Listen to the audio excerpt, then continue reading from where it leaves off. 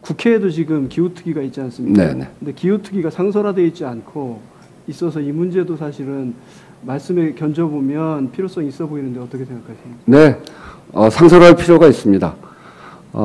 국회에서 이제 그 몇 가지 아주 중요한 의제들 이런 것들을 좀 전면화하고 국회가 거기에 집중적으로 붙어서 일을 해야 된다고 생각하는데, 그런 점에서 저출생, 지금 우리한테 주어진 큰 화두로 보면 저출생 문제, 기후위기 문제, 국가의 불균형, 지역 소멸 문제, 그런 문제들, 이런 문제들이 정말 중요한 문제죠. 거기에다가 이제 기술 발전이 워낙에 돼 있기 때문에 산업이 전환되고 그거에 따른 노동의 전환 문제, 이런 문제들이 우리한테 주어져 있는 가장 큰 문제들입니다. 이 문제를 22대 국회의 전반기에 해법을 만들어내고 그 해법에 접근할 수 있도록 국회의 기구도 만들고 이 경중의 차이는 별로 없습니다만 그것을 상설화하고 하는 일들에 대해서 국회가 적극적으로 해야 된다고 생각하고요. 지금 기후 문제를 가지고 국회 기구를 상설화하자고 하는 거는 국회의원들 사이에서 아주 활발하게 논의가 되고 있어서요. 그런 제안이 아마 곧 나올 것 같은데, 제안이 나오면 국회에서 적극적으로 논의할 수 있도록 하겠습니다. 예, 그리고 저 김 기자 질문했던 것 중에 이제 저희 그 언론계에서도 현안이 되는 게 언론개혁 이슈인데요. 민주당의 방송산법 제2법 문제도 있고, 근데 이제 언론개혁이 대체적으로 진영 간의 갈등이 심하다 보니까 민주당이 집권했을 때는 사실 하려고 하다 안 하고, 마찬가지로 국힘도 마찬가지인데 언론개혁에 대한 의장님의 의견 듣고 싶습니다. 예. 저는 이런 중요한 문제들, 이거 공공성이 있는 무슨 방송도 그렇고, 또 전에 이제 문화의 경우를 보면 국민들한테 돌려주니까요. 사전검열 제도를 없애니까 우리나라 국민들의 그 잠재력이 정말 대단한 국민이잖아요. 사전검열 제도를 없애니까 K컬처, K드라마, K무비 세계적으로 아주 그 굉장한 영향을 발휘하고 세계 중심같이 되어 있는 이런 걸 봅니다. 방송도 저는 마찬가지라고 보는데, 방송도 국민 손으로 돌려드리는 것이 정말 맞다고 생각해요.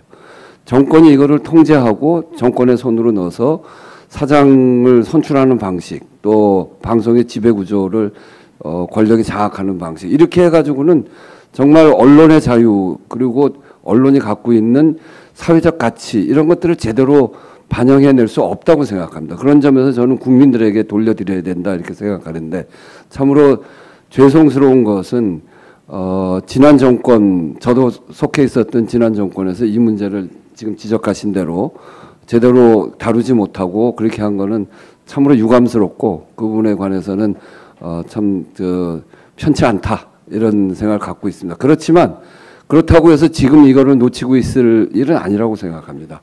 저는 그래서 지난 방송 3법에 대해서 대통령께서 거부권을 쓰시기도 하셨는데, 이번 22대 국회에서도 뜨거운 화두로 올라와 있고, 또 이것이 이번 그 국회 과정을 통해서 어떻게 될지 그건 또 가봐야 되겠습니다만, 결국은 방송을 국민에게 돌려드리는 그런 일들에 대해서는 우리가 손 놓고 있을 수 없는 일이다 이렇게 말씀드리고, 여기에 계신 언론인 여러분들께서도 의견을 주시면 그 의견을 적극적으로 잘 반영되는 22대 국회가 될 수 있도록 하겠습니다. 네. 그리고 저희 의장께서 지금 기조연설문에 보면 사실 개헌 말씀을 해주셨고, 지금 기조연설에서는 총론격으로 일단 5년 단임제 폐해를 말씀 주셨습니다. 네. 이 부분에 대해서는 뭐 정치학계나 정치권 모두가 공감하고 있는데, 총론을 말씀 주셨으니까 5년 단임제에 대한 강론들 의장께서 구상하시는 것들을 한번 말씀 주시죠. 그러니까 이제 개헌의 필요성, 5년 단임제 폐해, 이런 것들은 두말할 나위 없이 이제 사회적인 공감을 다 이루고 있어서요. 이게 그 4년 중임제를 가게 되면 중간 평가를 받아야 되기 때문에 국민들을 정말 그 국민들의 뜻을 잘 살피고 민심을 잘 살피게 될 텐데, 이게 그렇지 않다 보니까 대통령 당선되고 나면 훨씬 국민의 민심으로부터 멀어질 수 있는, 그리고 그렇게 되다 보니까 대통령이 끝나고 나서도 정말 편하게 지내는 대통령이 별로 없을 정도로 사실 대통령 되는 게 굉장히 무서운 것 같아요. 이제 하면 끝나고 나서 어떻게 될지 모르고 어떤 보복이 생길지 모르고 또 주변에서 무슨 문제가 생겨나 있을지 모르고 국민의 민심을 바라보지 않는다는 것이 얼마나 큰 폐해인가라고 하는 것이 5년 단임제를 겪고 그게 87년 체제니까요. 37년 동안 우리가 너무나 잘 목도해온 겁니다. 그것은 그래서 고쳐야 되는 것이 국민들의 민심을 정치에 반영하는 데 핵심적인 과제죠. 근데 헌법에는 그것뿐만이 아니라 또 국회의 권한을 대폭 강화시켜야 됩니다. 저는 국회에 있으면서 제가 예결위원장을 해보면서도 보니까 국회 예결위원회의 기능이 거의 없습니다. 감액심사 정도 할 수 있는데 예산을 만드는 과정에 있어서도 국회는 소외돼 있고 그리고 그 예산을 심의하는 과정에서도 감액 정도를 좀 할 수 있는데 조금 논쟁을 하다가 12월 2일을 지나면 그것도 없어집니다. 그러면 여야 원내대표 손으로 넘어가고 증액 권한은 전적으로 정부에 있기 때문에 이 증액을 요구하는 것은 민심을 제일 잘 알고 있는 전국 각곳에 흩어져서 국민들을 직접 대하고 있는 국민들이 제일 잘 알지 않겠습니까? 그래서 그것을 충분히 협의해서도 해야 되는데 그런 점에서 보면 예산권이 국회에 너무 없기도 하고 상권 분립이 제대로 돼 있는가라고 하는 점에서 보면 몹시 그렇지 못합니다. 감사원의 문제도 그렇고 그래서 이런 그 국회가 상권 분립을 제대로 할 수 있는 그런 문제도 그렇고 국민의 기본권 이게 국민의 기본권 문제도 마찬가지죠. 여러 가지 의견이 이미 정리되어 있습니다. 핵심은 정치는 국민들에게 새로운 길을 만드는 곳입니다. 행정부는 국회가 만들어 온 길을 잘 따라가는 곳이 행정부입니다. 효율성 있게. 사법부는 그 길에서 이탈하지 못하도록 통제하는 것이 사법부입니다. 그 길을 만들어야 되는데 지금 헌법은 37년 전에 만들어진 헌법이고 37년 동안 변화된 대한민국의 여러 가지 변화를 길로 만들어내지 못했습니다. 대한민국은 정말 특별한 나라 아닙니까? 식민지를 겪은 나라 중에 OECD가 인정하는 선진국으로 들어간 최초의 나라입니다. 그만큼 크게 변했습니다. 지난 37년이 그 핵심적인 기간인데 그때 변화된 걸 헌법으로 담지하고 있지 못한다는 것은 정말 정치가 제 역할을 제대로 하지 못한 일이다. 그런 점에서 헌법 개정은 너무나 필요한 일이고요. 또 선거 과정에서도 헌법 개정해야 될 일이 있죠. 대통령의 경우에 정말 이 국민들의 최소한 과반 이상의 지지를 받는 정통성이 분명한 그런 대통령이 돼야 될 텐데 그러려면 결선 투표제 같은 것도 필요하고 이런 것들이 이제 이 그 개헌 안에 포함되어야 될 내용입니다. 근데 이미 그 개헌안은 이미 많은 그 논의가 진행이 되어 왔고 그 필요성도 제기되어 왔고 여러 안도 나와 있습니다. 그래서 국회에서는 이번에 개헌특위 이게 원구성이 되면 개헌특위를 바로 구성을 하고 정말 지금이 개헌의 적기 아니겠습니까? 지금 대통령 선거로 보면 다음 큰 선거가 3년 남아 있는데 1년은 대통령 선거 국면으로 들어가는 선거이기 때문에 제가 국회의장을 하는 이 시기 2년이 개헌을 하는 적기라고 생각합니다. 그런 점에서 이 개헌 적기를 잘 활용하기 위해서 국회 개헌특위 또 국회 자문위원회 이런 것들도 만들 뿐 아니라 7월 17일 제헌절을 거치고 토론회도 하나 만들었습니다. 개헌에 새롭게 담아야 내용이 뭐가 있을지 또 계속 해도 안 됐는데 이 추진 전략을 어떻게 짜야 될지 이거 가지고 토론회도 만들어서 개헌을 실제로 갈 수 있도록 그렇게 동력을 만들어 가는데 최선을 다할 생각입니다. 예, 의장님. 개헌 관련해서 하나 더 말씀드리면 그 당내 경선 과정에서 그 개헌 공약 중에 감사원의 국회 이전. 네. 근데 이제 감사원의 국회 이전을 두고 이제 여러 가지 논란이 있을 수 있는데 사실상 감사원이 국회에 오면 국회 권력이 좀 비대해지는 거 아니냐. 제왕적 대통령제도 문제지만 그렇게 되면 제왕적 국회 소지가 있는 거 아니냐. 어떻게 보세요? 국회 권한이 너무 약해서 그렇습니다. 국회가 그래도 국회다워야 되는데 국회가 지금 행정부를 견제할 수 있는 기능이 사실상 국정감사밖에 없지 않습니까? 국정감사는 무슨 조사 기능도 없고 또 그래서 그냥 겉핥기만 합니다. 저도 국회의원. 또 정부에서 자료를 주지 않으면 어떻게 또 접근해 볼 방법도 없어요. 그러니까 호통치게 되고 그렇게 된단 말이죠. 이게 자료를 꼼꼼하게 조사하면 호통칠 필요가 뭐가 있습니까? 그래서 호통친다, 또 국정감사가 겉핥기만 한다, 이렇게 국회를 비판할 것이 아니라 국회가 제대로 이 여러 가지 사안들을 들여다볼 수 있도록 권한을 줘야 정부를 제대로 감시하고 견제 기능을 제대로 갖는 거죠. 그런 점에서 감사원과 국회는 정부를 견제하는데 같은 기능을 갖고 있습니다. 감사원도 행정부의 여러 가지 잘못들을 지켜보는 데 아닙니까? 감사원이 국회로 오게 되면 국정감사가 얼마나 풍부해지겠습니까?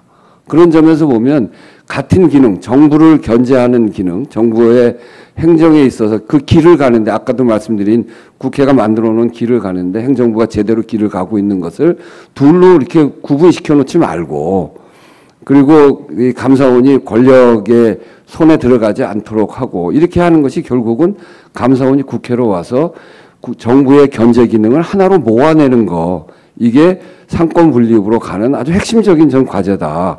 그런 정도 돼야 행정부를 견제할 수 있는 기능을 국회가 제대로 가질 수 있는 거 아니냐. 그렇게 해도 대통령제, 지금 대통령제라고 하지 않습니까? 의원 내각제라고 하지 않고 대통령제라고 하잖아요. 대통령이 갖고 있는 권한이 훨씬 셉니다. 네, 무슨 말씀인지 알겠습니다. 그 개헌 관련해서 사실 또 이제 사실 모든 게 디테일에 문제가 있는데, 모든 역대 국회의장들이 다 개헌을 추진하셨는데 결과적으로 실패하시고, 뭐 지금 의장님께서 말씀 주시는 것도 개헌특위를 꾸리고 실무 추진위들을 꾸리실 텐데, 이전에 의장들이 실패하신 걸 답습하지 않은 어떤 노하우가 있으시면. 네, 네, 그게 이제 가장 문제죠. 이 개헌의 필요성은 너무너무나 이제 우리 사회에 더 이상 미루어질 문제가 아니다라고 하는데, 사회적 공감대는 이미 높습니다. 국민들 여론조사를 보니까 거의 뭐 60% 이상으로 이렇게 동의가 되어지는 건데요. 결국은 이 문제에 관해서 우선 여러 가지 방안들을 검토해 볼 수 있습니다. 개헌에 얘기했던 이런 목록이 굉장히 많잖아요. 원포인트 개헌도 해볼 수 있고, 부분 개헌도 해볼 수 있고, 전면 개헌도 해볼 수 있습니다. 그리고 개헌의 또 한 가지 요소는, 이번에 개헌을 하면 우리 선거 제도가 굉장히 이 대통령제로 5년제로 했기 때문에 지방선거와 총선 사이에 계속 이렇게 끼어 있어서 어떤 때는 3년 내내 선거를 치러야 될 때도 있고, 이걸 개선하기 위해서는 지방선거와 총선을 대선과 일치시키는 시기 조정의 문제도 같이 있죠. 그렇게 생각해 보면 시기의 문제도 있습니다. 그래서 이 폭으로 접근하면 원포인트, 부분, 전체 개헌, 또 시기로 보면 즉각 개헌, 다음 차기 대통령 임기 개헌, 32년 개헌. 32년이 대통령 선거와 국회의원 선거가 일치하거든요. 그래서 시기와 폭을 유연하게 바라볼 수 있다, 이렇게 말씀드리고요. 그런데 결국 개헌을 하는 것에 가장 중요한 역할은 대통령이십니다. 그래서 대통령이 개헌의 필요성에 대해서 얼마나 느끼고 또 개헌을 어떻게 할 것인지에 대한 결단이 필요하기 때문에 이것 역시 정부 여당의 결단이 매우 중요합니다. 그래서 저는 이 문제와 관련해서 대통령과 만날 용의가 있습니다. 그래서 대통령을 직접 뵙고 개헌의 필요성을 이야기하고 대통령께서 결단하실 수 있도록 충분히 한번 국회의장으로서 충분히 대화하고 토론할 생각을 가지고 있다는 말씀 함께 드립니다. 예, 우리 그 이천중 부장 질문 잘 들었습니다. 질문 중에 언론 문제가 지금 잠깐 나왔는데, 사실 요즘 여야를 떠나서 우리 언론이 거의 뭐 천덕꾸러기처럼 취급을 받고 있습니다. 아주 모멸적인 언어들이 언론을 향해 던져지기도 하고요. 참 관훈클럽을 대표해서 굉장히 착잡함을 착잡하다는 말씀을 드리지 않을 수 없습니다. 그리고 지금 이제 질문 중에 이제 마지막에 개헌과 대통령의 결단 이런 말씀하셨는데 사실 청와대에 있을 때하고 달리 지금 이제 대통령이 이제 용산으로 가고 이제 관저가 바로 사실 국회의장 관저하고 대통령 관저가 바로 지근거리에 있습니다. 네, 그러니까 큰 소리로 하면은 서로 얘기 듣고 뭐 한잔 합시다 그러면 뭐 만나서 할 수 있는 그 정도 거리가 이게 좁혀졌는데 좀 전에 만나실 의향이 있다 그러는데 정식으로 한번 제안을 하실 의향이 있으신 거죠? 네, 네, 그렇습니다. 예. 제가 이 공관에 들어간 지가 얼마 안 되는데 2주 됐거든요. 토요일마다 그 뒤 산에 이렇게 산책을 합니다. 그럼 대통령 공관 옆으로 이제 지나가게 되는데 그래서 거기 소리 한번 지를까 그러다가 국회의장이 그렇게 하면 안 되겠다 싶어서 그냥 지나갔습니다. 이전에 우리 윤석열 대통령 뭐 검사 시절이라든지 뭐 그래서 혹시 뭐 자리를 하신 적이 있습니까? 아니요, 뭐 자리한 적은 없습니다. 아, 저하고 별로 인연이 없었어요. 뭐 상가집 같은 데라서라도. 아니, 뵌 적은 없어요. 아, 그렇습니까? 알겠습니다.